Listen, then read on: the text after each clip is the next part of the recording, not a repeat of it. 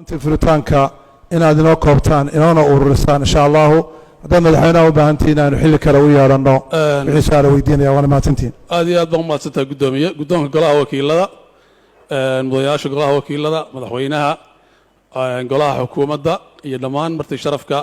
waxaan ku salaamayaa salaanta islaamka assalaamu calaykum waraxmatullahi wabarakaatu mudan madaxweyne waxaad xilka haysay 9 bilood wajiga dhabta ah ee xukuumadda hogaamisaana waxaa la moodaa inuu ku jiro maalmihii ugu dambeeyay muddaxileedkaaga waxaa 9kaas bilood burburay kalsoonidii bulshada dhaqan ahaan siyaasad ahaan iyo akhlaaq ahaan waxaa bilowday kacdoonno bulsho oo dowladda lagaga soo horjeedo waxaa dadku walwal ka qabaan badqabka jiritaankooda waxaa ugu dambeeyay masaajidadii oo bilaabay inay qunuudaan cabsi darteed sidaas daraaddeed mudane madaxweyne maadaama adiga khilaafka adiga madaxweyne ku-xigaankaagu soo noqnoqday isaguna oo uu yahay mushaakil dadka niyad xumi ku sii abuuray in lama habboona adiga iyo madaxweyne ku-xigeenkaagu inaad xafiiska bannaysaan si aynu u badbaadinno bulshadeenna inta aan baarlamaanku jawaab ka bixin dareenka bulshada ay matalaan aad iyo aad baa u mahadsan tahay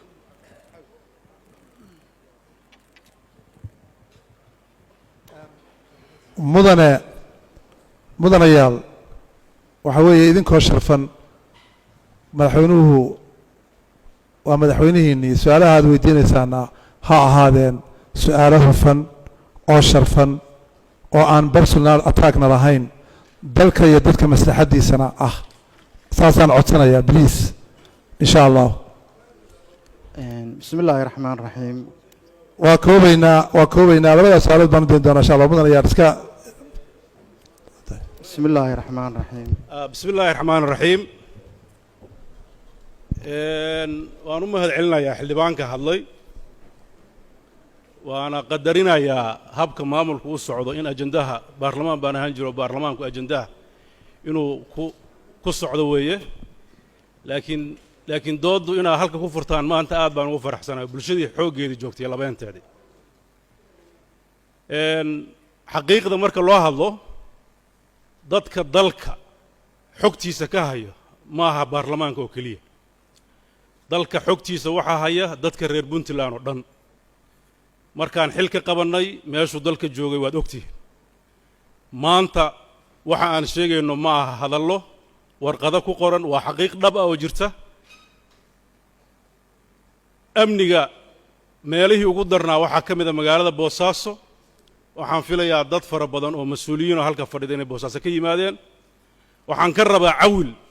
inuu caddayn dhaba keeno meesha amni darro darteed loo qunuuday masaajidka laga qunuuday jawaabtiisaa laga rabaa 1 2 waxaa dhulka sanaag oo dhan boqolkiiba 99 marka laga reebo magaalo yubba iyo in yaroo la mid ah gacanta puntland soo gashay muddadii aan xilka haynay waxaa maanta la joogaa oo wasaaradihii dowladda oo dhan joogaan magaalada buuhoodle oo markaan xilka nimid khalkhal abni ka jiray iyo gacan ku haynta dowladda oo maqnay waxaa la sameeyey 4 xarumood oo ciidanka lagu tababaro iyagoo aan lahayn hal xero oo xataa aanan dayr lahayn waxaa maanta ku jira xerooyinka tababar ku socdo 520 xerada xorgoble oo maalinta talaadada aan furayno waxaa lagu guulaystay degaankooda in si daah furan loo furo oo dadka oo dhan ay si midaysan uga shaqeeyaan waxaa isbeddel ku dhacay sumcaddii iyo horumarkii puntland dhinaca dhaqaalaha 7 bilood 8 bilood aan joognay mushaharkaan bixinaynay cawil oo ka tirsanaa maamulka hore agaasinkiisa waxay ku guul daraysteen inay bixiyaan mushaharooyinka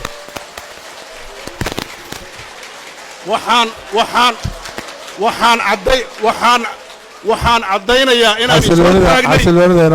caddaynayaa inaan isoo taagnay waxaan ka codsanaynaa inoo ilaaliyo xasiloonida waxaan caddaynayaa inaan ishortaag ku samaynay habka ay doonayaan xildhibaano farkutirisa